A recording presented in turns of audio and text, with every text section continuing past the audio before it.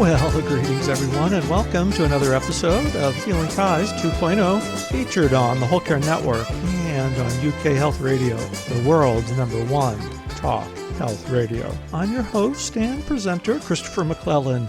You just might know me as the Bowtie Guy. On this episode, we visit with Dr. B.J. Miller, who is a longtime hospice and palliative medicine physician and educator. B.J. currently sees patients and families via telehealth through Mettle Health, a company he co-founded with the aim to provide personalized, holistic consultation to any patient or caregiver who needs help navigating the practical, emotional, and existential issues that come with serious illness and disability. From caregiver, care receiver, to physician, BJ has worked and has personally experienced all settings of care, including hospital, clinic, residential facility, and home care. I know you're going to be moved by BJ's personal story and his willingness to improve the lives of others from his own personal care journey. Let's join my conversation with BJ, and we'll see you on the other side of the program.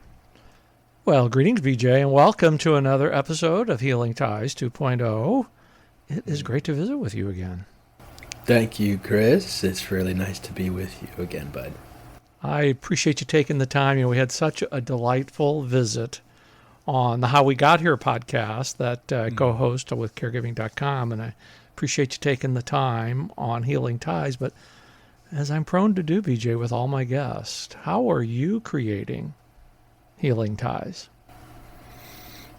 Well, every which way I can, I suppose, is one answer to that question. I mean, I suppose an answer to that is, I went into medicine in the first place for my own healing, to make sense of my experiences as a patient, to work with what had happened, with what I had experienced, and also to parlay that into, helping others. In fact, trying not to separate the two, seeing the overlap between helping oneself and helping others.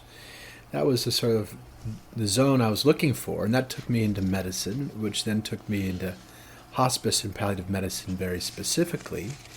And that has been that's been my profession now for the last 20 years or so. And bit by bit, I've moved from sort of academic medical work to community-based medical work, and into different roles, various roles, being clinician, educator, administrator, then writer, and worked on a book called A Beginner's Guide to the End with my friend Shoshana Berger. Yes. Awesome book. Thank you, brother. And we kicked that out in the world. I have to mention, too, Sonia Dolan, who was a big part of that book. And now Sonia and I are business partners, creating this little thing called Mettle Health, METTLE, mettlehealth.com, which is basically online palliative care counseling and coaching. So we keep moving the details around one way or another to keep it fresh and to reach new folks, but it's all the same. It's much the same, which is sort of exploring the overlap between caregiving and care receiving, between health and illness, between life and death, sort of hanging out and trying to bridge all these false divides that we find ourselves amidst. If there's one person that I've had the privilege of talking to, especially here recently, that has demonstrated the role of care provider, care needer, caretaker, that's been you. Your story is phenomenal. Well, thank you. It's been an interesting ride. I have found my way to actually loving life, and I'm very happy about that, as you can imagine. And to be able to give back like you're doing from your experience has to be very satisfying. Absolutely is. I mean, it is deeply rewarding and sort of self-actualizing, and it is allowed me to make use of just about everything that's come my way, or that I've sought, or that I've gone through. It's this very efficient way of being in the world, and that every experience I have gets to be relevant to the work I do, and therefore to others. And there's just this feeling. I mean, I love your title, the Whole Care Network. I mean, this wholeness, This notion of being whole, in other words, no part of you left out, is Right. another way of putting that. And that is how I get to feel much or all of the time if I'm really cracking.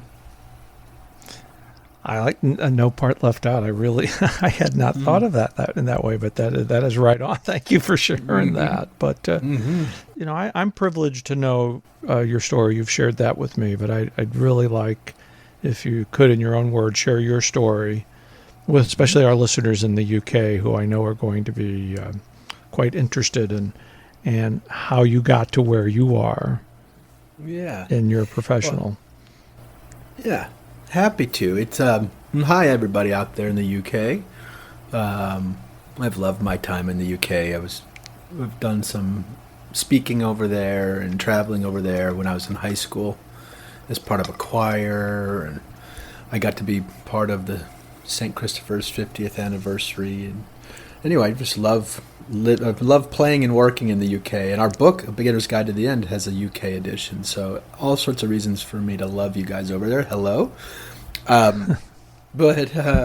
So my story, Chris, it's there are many ways, of course, to talk about it, but the highlights, the broad strokes are when I was 19. Well, really, let me start before then, because this odyssey, of course, began before. But so I grew up with a mother who had post-polio syndrome and is pretty severely disabled from that. And so I've grown up around disability my whole life and was very close with my mom. And we didn't use this language, but as a child, I was much of my childhood was focused around her care. It just as in a seamless way. It didn't seem like caregiving per se. It just seemed like being a member of this family and loving my mom. But as I look back, a lot of these seeds were sown back then, and understanding and having a sense of what disability did mean and didn't mean. And then fast forward, when I was 19, I was a sophomore in college, and I was screwing around with some friends on a commuter train one night. It was just a parked train sitting there. We'd done some dangerous, foolish things, but this didn't seem like it was even one of them. It was just sitting there, a parked commuter train, off hours, and the wires run overhead, like some trains do. And when I climbed up on top of the ladder up on top of the train, I got close enough to the power source, and I had a metal watch on my wrist, and the electricity arced to my watch, and that was that huge big explosion, and 11,000 volts coursing through my body, and that brought me very close to death. Took a couple months in a burn unit to come out the backside of that one, and in the end, I lost my left arm below the elbow and both legs below the knee to these electrical burns. And in so many ways, that catalyzed that was obviously a very important moment in my life, but catalyzed a lot of the things that you and I like to talk about, and pointed me towards the work I'm doing now.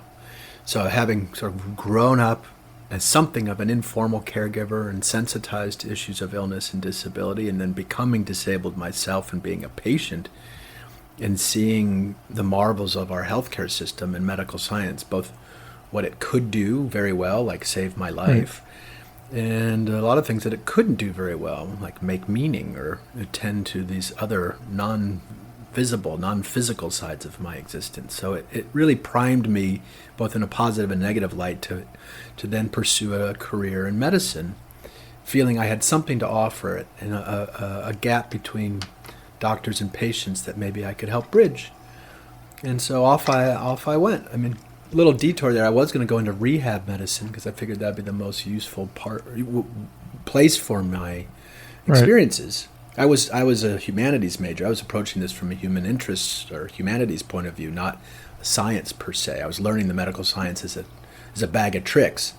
But I fell out of love with rehab medicine for a few reasons. Was going to drop out of medicine altogether, but stumbled into palliative care and fell in love with it as a discipline, and off I went. Palliative care is so often misunderstood. I guess it's in layman's terms, it's relatively new. But when people hear the word palliative or hospice, they immediately think of the end. And that's not necessarily true. Yeah, no, this is such a key point. Thanks for bringing it up, Chris. We can't say it enough. We've got a huge messaging problem, and that creates all sorts of other problems. So let's correct the record here. So it gets confusing, and we can spend a lot of time on this or no time as you like. But palliative care, very simply, is the multidisciplinary or interdisciplinary pursuit of quality of life and the treatment of suffering. So that's probably the most direct way to put it. And it grew out, speaking of the UK, it grew out of the hospice movement, the modern hospice movement, which started in the UK with Dame Cicely Saunders. And where this kind of loving, whole person kind of work focused on being with people rather than trying to fix them. That grew up in a sort of end of life mode, because that's where it was so precious. That's where the healthcare system, in traditional sense, had abandoned people, and so that's where the work went. It was sort of end of life care. But by the time hospice reached the U.S. in the 70s, 80s, and into the 90s.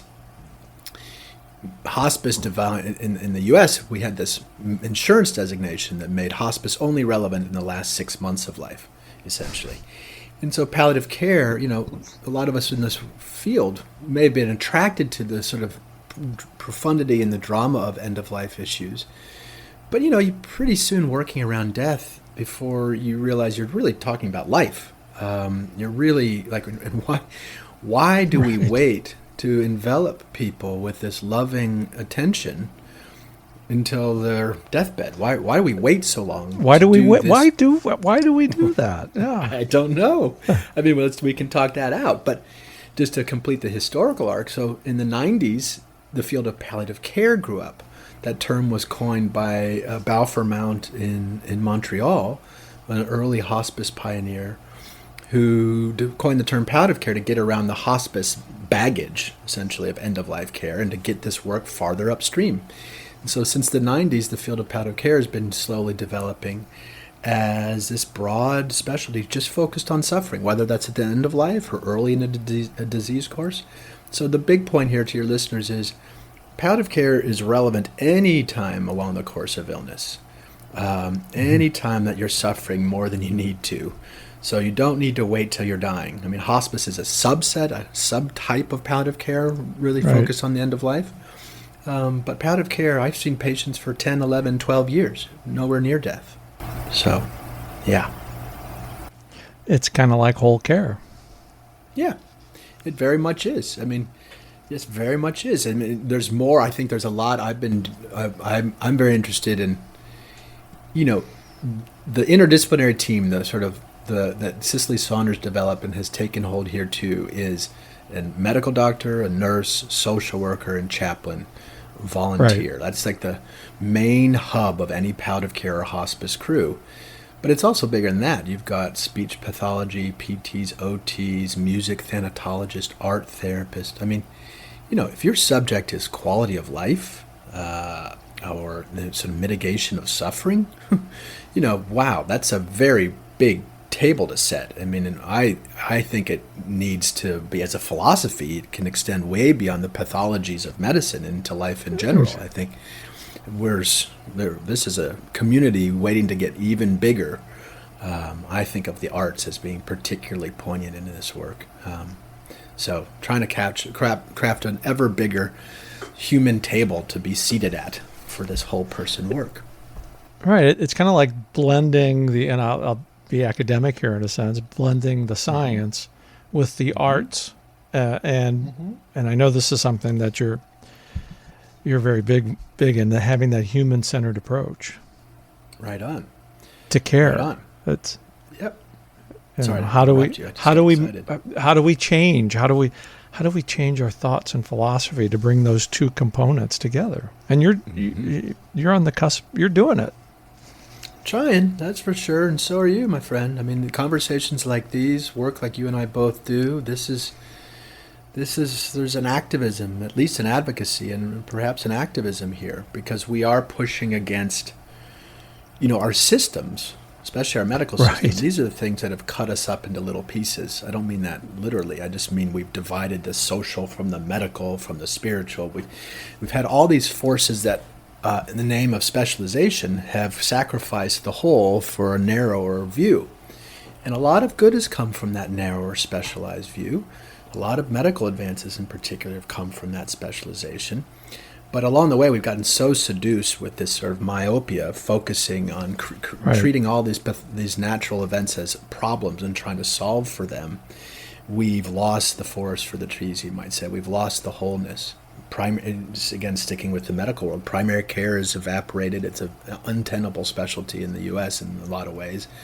And so we've dissected and separated all these parts of ourselves, but we've not continued to develop modes of bringing us back together, of quilting us back together. And palliative care as a field is meant to be such a corrective, to come in to help stitch us all back into one piece before we go. And it's kind of like getting us out of the silos that we tend to work in, and then bringing it a full circle into a community base to where, as we share stories and resources, who benefits from that? Everybody does. Right on.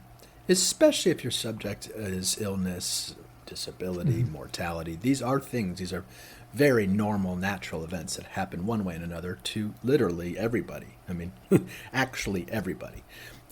So it is inherently inclusive. So the mandate for us in our work, in our field, is to leave literally no parts of ourselves, like we've been talking, should be left off the table, and no individual should be left out of the table, out of this room, off the table, if that's the right phrase. So this is inherently inclusive work, both internally and externally, and we've got a long way to go to make good on that potential, but I think we're on our way. I would agree with you on that, and I think one of the ways that we're doing it is by sharing stories. As you know, I'm real big in sharing stories. I just think story sharing is where diversity meets the road to collaborate on a common cause.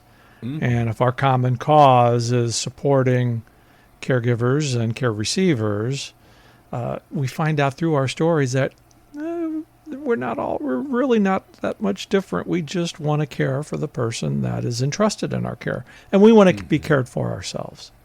Right on. And those two things are deeply entwined. I know you believe this too. I mean, the caregiving, care receiving, they need to come together.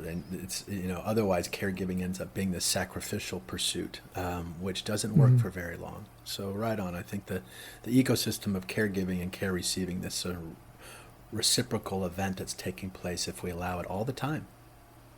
And being kind of self-aware. And I kind of like to tap in just a little bit more to your experience as a care receiver and how that has formed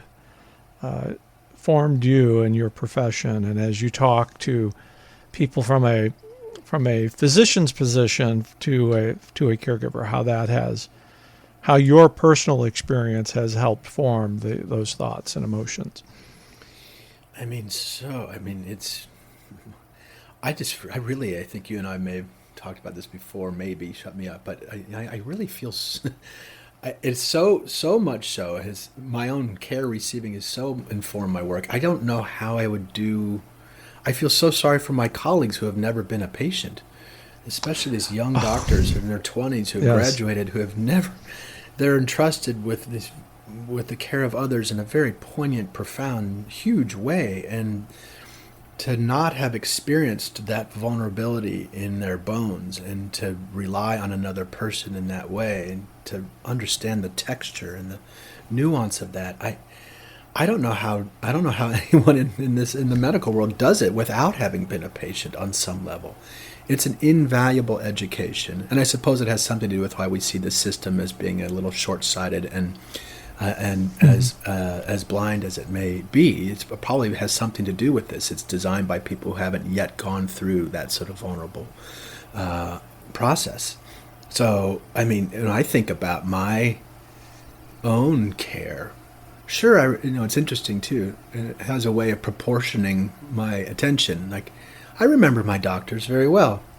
Dr. Mansour was my burn surgeon. Dr. Wu was my rehab doc, and other docs along the way. They were amazing, yeah. But when I remember the day-to-day life of being a patient, of trying to hold on to life, of trying to let love in even amidst the pain so that I had a reason to live. Right. That stuff was happening at the level of certainly my nurses. I mean, that's most of the things I remember were experiences with my nurses. And also the aides, the CNAs, the certified nursing assistants, the technicians, the burn techs, the people whose job was this in a burn unit. I don't know if you spent any time in a burn unit. It's a pretty brutal place, lots of pain. And there are folks whose job it is to scrub every day, to debride tissue and to scrub painful burns and wounds. It is horrifying work on some level. And yet these guys somehow, I mean, they're the last person you'd ever really want to see coming for you. They are just, right. They are there to cause you pain on some level. It's certainly how it feels, even though they're really there to save your life.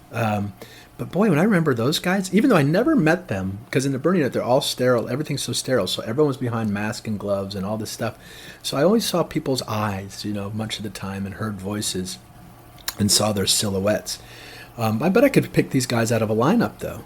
As drugged up as I was, as miserable as I was in some ways, the love they showed, their ability to cause pain on some level to save somebody was profound. And they were probably $25 an hour kind of jobs. And these guys were hilarious, loving.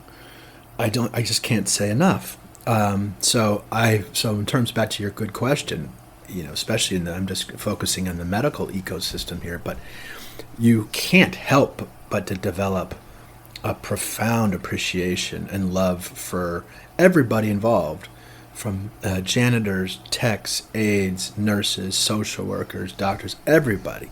Docs get way too much attention and too much credit. The truth is, if you're in terms of being a patient, the experience of moving through this stuff, that's meted out all over the place and at every level. And so I've inherited a real appreciation for this round table, like I keep saying, this interdisciplinary round table. There's not a hierarchy per se. It's humans being humans and bring different skills to bear. And all of it has been super necessary and profound for me. And that so beautifully said, because we all do bring different skills to the table. I think one of the things I learned in my caregiving experience is, my background's in social work, theology. I wasn't a nurse, wasn't a doctor, wasn't an attorney, but I sure talked to a lot of them along the way, and I learned quite a bit from them, and I learned how to advocate by talking to those folks, because we're all human. And we all we hope that we all want the best for our care partner, and that is true on really across the board. But how to communicate that to authority when you realize that we're all on the same team. Well, amen. I mean, this is where, I don't love suffering. I don't love illness. I don't love death per se. I love life enough to include those things. But if we could all just dare to be a little honest with ourselves and see our vulnerabilities rather than cover them up, if we could operate from that sweet place, boy, the world would be a softer, gentler, more effective, more wonderful place. It's just the tempting thing is, as you and I know, it's waiting for us. It's all right under our noses. It's under our costumes, our white coats, our stethoscopes, all the degrees, all the things that we use to distinguish ourselves end up separating ourselves from each other too if we're not careful. So if we could all just get in touch with that human underneath the accomplishments, the human underneath the structures and thoughts and inventions, and work from there. It doesn't need to negate our skill sets or our degrees or accomplishments. It just means to make sure to return to that human base. If we could just do that, it's palpable. It's right there. We just need to act It's right from around it. the corner. It's right. It's right there, and it takes away gender, orientation, color, economics. Because we're all there as one, trying to give back to those who are coming after us as a caregiver, and those who need our attention now as they age and as they go through their own personal illness journey. Right on. And of course, completing that that ecology is when it's our turn to need some help. Boy, if we've been in a position to give it, what a sweeter experience that is for ourselves too. And to learn by giving care, to learn how to receive it, and vice versa, is a very beautiful enterprise. And like we said earlier, it needs to go both directions. But boy, there's a lot of good, sweet kindness waiting for all of us, towards us, from us, for us. It's tempting, maddeningly close. Yeah. It's interesting. You thought in that way that I'm kind of projecting here, but I'm thinking, what's going to be different 20, 25 years down the road in care? And here's kind of where I'm going with this. You think in the last 10 years, and especially in the last 3 or 4, where caregiving has really been in front and center. It's being talked about more on the political side. There's more folks talking about caregiving, and there's more of an awareness. Not that caregiving hasn't been happening for centuries. Forever. It's just that it's the conversation is more intense. Isn't the right word, but I think we probably know what I'm trying to reference here. It's more in the forefront, and I think that's going to play a big difference 20, 25 years down the road in people's care, because we're more aware than we've ever been before. I agree with that. I think there's more to go, but I think if we look over the arc of recent times, I think that is a true statement. What you're describing, of course, is sort of a shining a light on something that's been happening all the time, and this is so much of our conversation, trying to shine light on things that are really right, like we say, right under our noses, in us and around us all the time. So I am excited. It does feel like there's some momentum. And what we're doing, I think, is we're just simply another pulling this out of the closet. That caregiving is, in the U.S., it's something like 50 million informal caregivers who may not use that language for themselves, but they're weekly caring for someone at home. That means 50 million. Even if the number is bloated, that's still a ginormous number. And it's been under the radar, under the table, under supported, because it's out of sight. Like so many things that hang out in the closet too long, they grow teeth and horns, and other emotions come along because there's no light. And so I think what we're doing here is we're pulling this stuff out of the closet on some level, shining light on it, and therefore turning attention, therefore turning appreciation. And with all that appreciation and attention will come, I'm hoping, the policy will follow, so family leave and things like that protect caregiving, the realities of caregiving. Training for caregivers, because no one, we all do this, and yet we're all kind of making it up as we go, so more accessible training and learning how to do this work well. And in the end, I'd hope that it also calls out this sort of, like we've been hinting at, this false divide between the caregiver and the care receiver, that will begin through this work to see the points in common that we all share, and we'll get back to this wholeness, and we'll get back to this feeling of, yes, let's delight in our differences, but those differences are really variations on themes. The themes of human life, of human existence, probably don't change very often, if ever.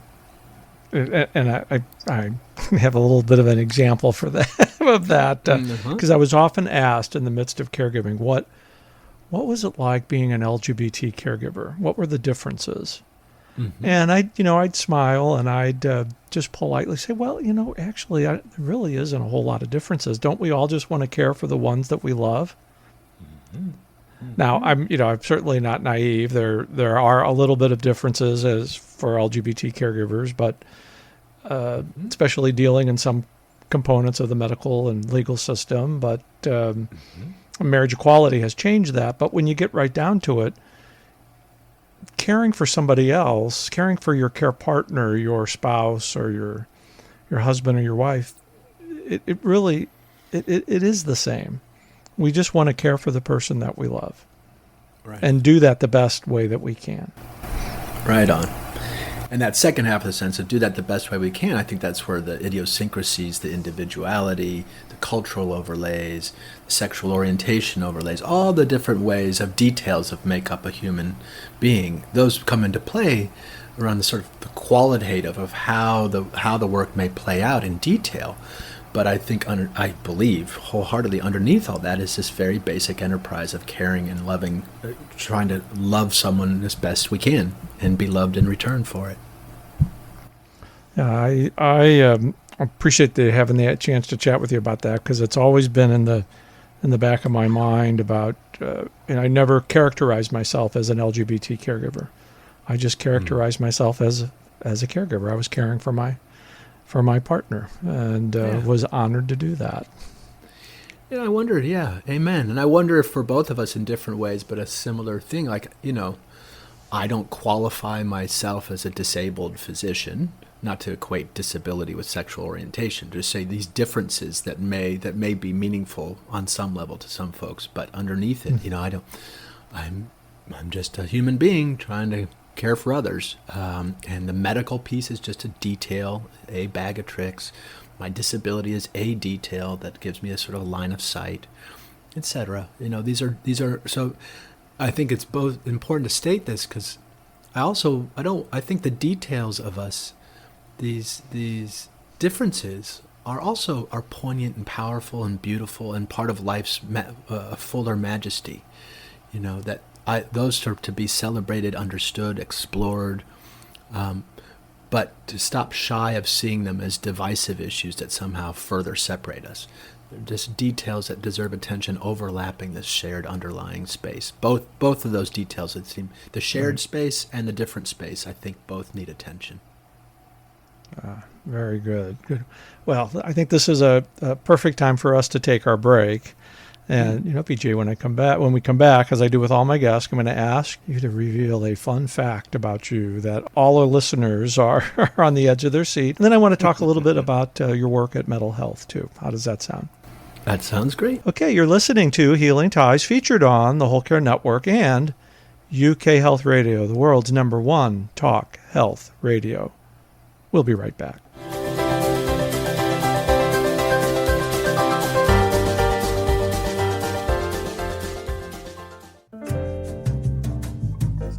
Hey, it's Christopher McClellan.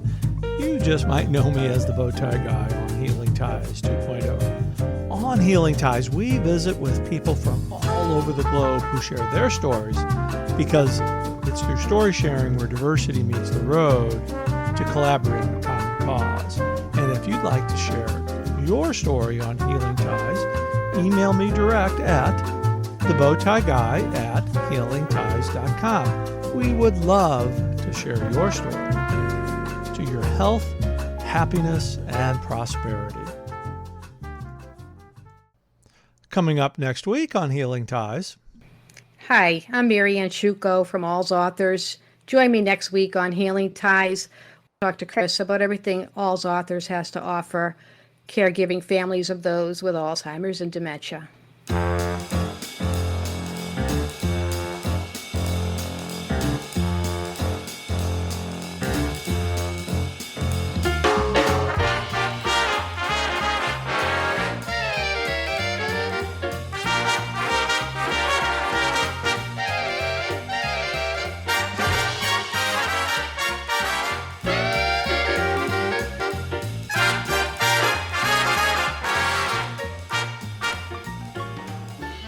Well, welcome back, everybody. I'm continuing my delightful conversation with Dr. B.J. Miller. And B.J., it's just so awesome to be connected to you.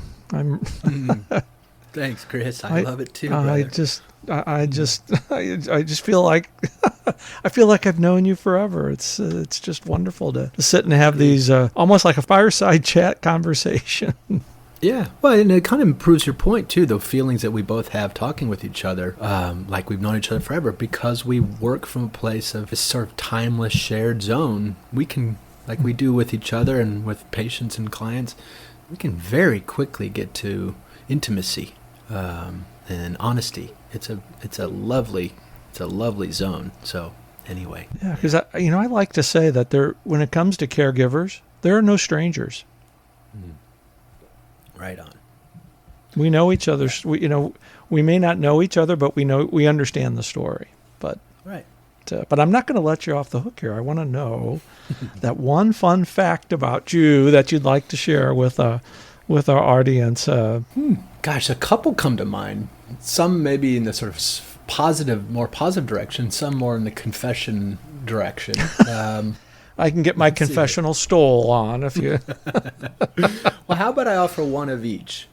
Oh, there we go. I like a bonus. Yeah. Mm-hmm. Yeah.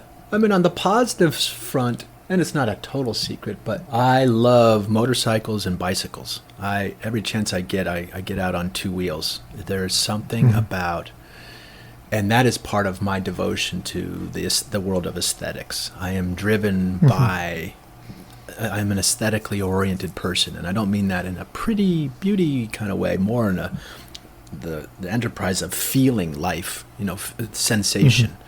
I'm a sensuist, if that's a real word.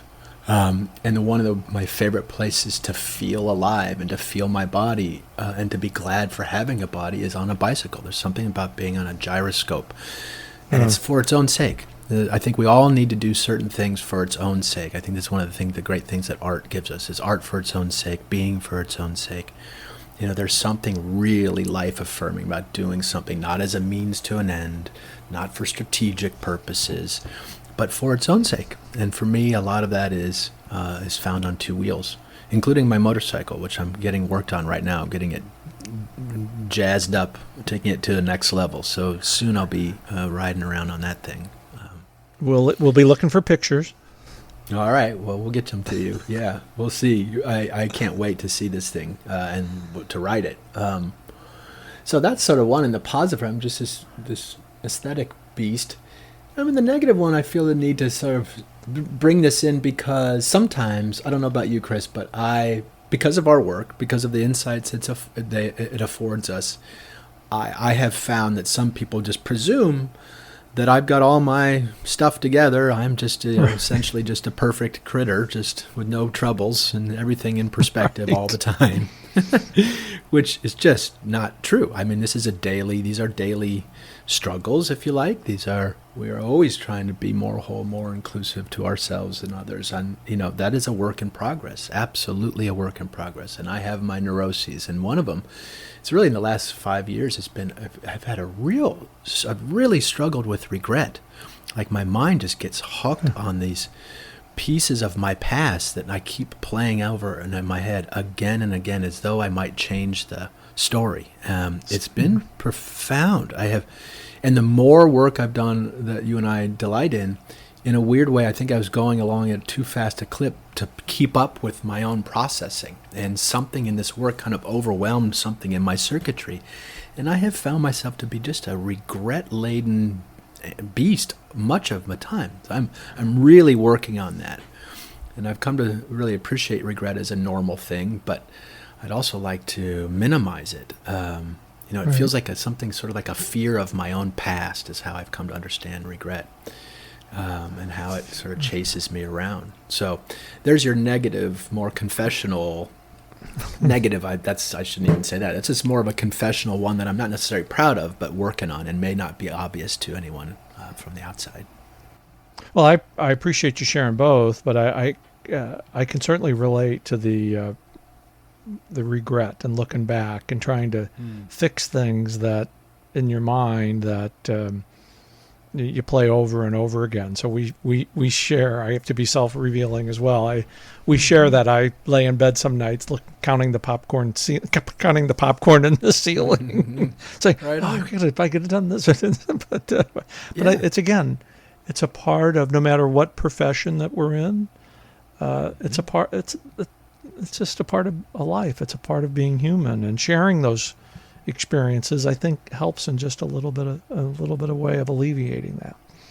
I agree. And I think this idea of wholeness, inclusivity, the things that we love so much, those often have a sort of a very beautiful, positive overlay. But it's like love. It's tough work too. It's not. We have to include things like fear and shame and regret, and those are part of the human experience too. So I don't want to kick the hard stuff out. Well, those are two very meaningful fun facts that you shared. So thank you. My pleasure. So let's talk a little bit about your work at Mettle Health. I'd love for our listeners to learn more about the great work that you and Sonia are doing. Yeah, thank you. It's we're just about a year into this enterprise. Sonia and I have been working together for about 5 years. She was a big part of behind the scenes for putting the book out in the world, and then we've done a lot of sort of public speaking and stuff.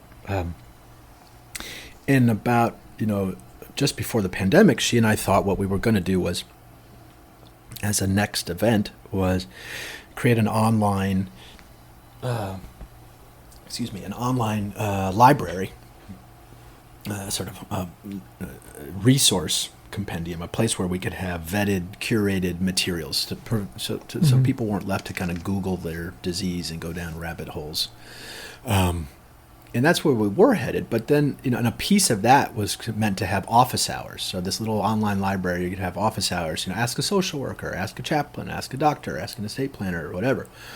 And then COVID hit, and we realized, raising money for a nonprofit library was going to be a really tough ask amidst a pandemic. And we have that. It's called the Center for Dying and Living, the centerfordyingandliving.org. It exists. It's just sort of sitting on a shelf right now, because what we ended up doing was saying, well, no, the world really needs more direct care right now. And so we plucked out that little office hour idea and turned that into its own company. We called it Mettle Health, Mettle, like one's metal. And the idea here is that word implies is like our job is to facilitate people coming to their own inner strength. It's a nice palliative care mode versus me as some expert fixing you in ways that you don't understand. Rather, my approach, palliative care's approach, would be to understand you and work with and facilitate and evince the parts of you that are inherently resilient, that are inherently trustworthy and loved, and pull this from people, facilitate this from people one way or another. So at Mettle, that's how we named it, Mettle Health. And essentially this is online palliative care counseling and coaching. At least in the U.S., palliative care is growing. It is more accessible. We've got a long way to go. There are many, many millions of people living with serious illness who could use palliative care but don't have access to it. It tends to be relegated to hospitals and in something of a health, it's internal to a health system. So there are huge regions of this country that don't have access to a palliative care program. There's not one locally available or one in their health system. So another impetus for us was to try to make this work more democratic, more accessible, was to do it online and to take out the medical overlay and just make this broadly available. You don't need a referral to come see us. It's not health system specific. So that was another big driver for us, was to try to make this kind of work much more accessible. And that's been the joy of doing it online. So that's kind of like like a breakthrough that you're describing. Yeah, it's a health breakthrough. Yeah. Well, we love that. And we think it could be, and we certainly see potential. I don't think, we by ourselves aren't going to change the whole world, but we'd sure like to participate in it. And if we do this well, it decompresses the health system, which we know is overrun and overwrought anyway. It allows people as caregivers to be our clients. So, a caregiver, when I was doing medical palliative care in a health system, because of the structure of healthcare, a caregiver couldn't make an appointment to come see me, even though palliative care says we're here for the patients and the families. The patient would need to make an appointment to come see me and then bring the caregiver, and we could focus on the caregiver, the family member. But with this, since we're outside the healthcare system, anyone can call us. Whether you're a caregiver, whether you're a patient, you don't even have to be sick, for God's sake, to come see us. You don't have to be in some pathological state to need a little extra help. A safe place to reflect on your life, to find meaning, to regroup. So we're trying to break down the structures in healthcare and do something bigger than that. And we're also trying to break down the sort of medical model of pathologizing people. You don't have to be sick to get care. Just having that, I don't want to overgeneralize this, but having that friendly place to go where you can be yourself, and that the people that are there they're going to understand you the minute you walk in the door. Right on. And all of our counselors are palliative care trainees, trained, not trainees. I mean, they're deeply experienced in the healthcare system, have seen a lot of different things. You can come talk to someone who's a chaplain or an MD or a social worker or a nurse, all of us with different skill sets, but still speaking to that common denominator that you and I love so much. And it's so much of the work very often is just opening a safe place for someone to be themselves. And sometimes my job is as simple as bearing witness and just listening, being a safe place for someone to reflect with. And it seems so simple, but it has become such a precious thing in our world, a rare thing in our world. Just to be present with somebody. Sometimes that's all we need. Yeah, that's very often all we need. It's yes, it is that simple and that hard. Yeah. Well, if you need a volunteer to help, I'm raising my hand. Great, buddy. Thank you. Another reason to keep in touch. Another reason to keep in touch. And, BJ, it's just, terrific work that you are doing. And by the work that all you're doing, you are certainly someone that's creating healing ties all around us today. I can't thank you enough for joining us today. And please let all of our listeners know how they can access information about Mettle Health, your books, all things BJ Miller. Well, right on. Thank you, Chris. First of all, thank you, man. It's such a pleasure talking to you. And we will do it again and again. And thank you, all you listeners out there, for caring about this caring subject. I mean, this is how the world will be changed, as we keep thinking and feeling together. So thank you, everybody. In terms of reaching out to us, so our website is mettlehealth.com. Again, METTLE health.com. Come visit us there. You can sign up for our little newsletter, and we won't hound you much, but we'll keep you in touch. We have free monthly webinars on various topics, including a caregiver series. Those are just totally free. So mettlehealth.com, and then our Instagram is at @mettle_health. Twitter is the same.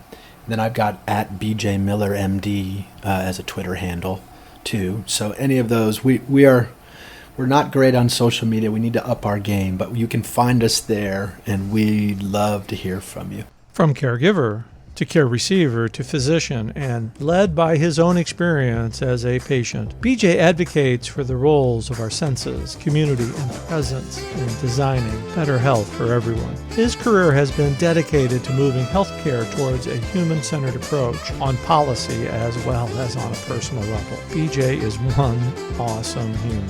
And thanks to you for listening today. If you would like to share your story on Healing Ties, email me direct at thebowtieguy@healingties.com. We would love to share your story on Healing Ties. As you know, I'm your host and presenter, Christopher McClellan. You just might know me as the Bowtie Guy. I've created a life to love after caregiving ends by being with awesome people like you. Thanks for listening, and be sure to subscribe to Healing Ties wherever you listen to your favorite podcast. We'll see you for another episode real soon. Take care. Bye for now.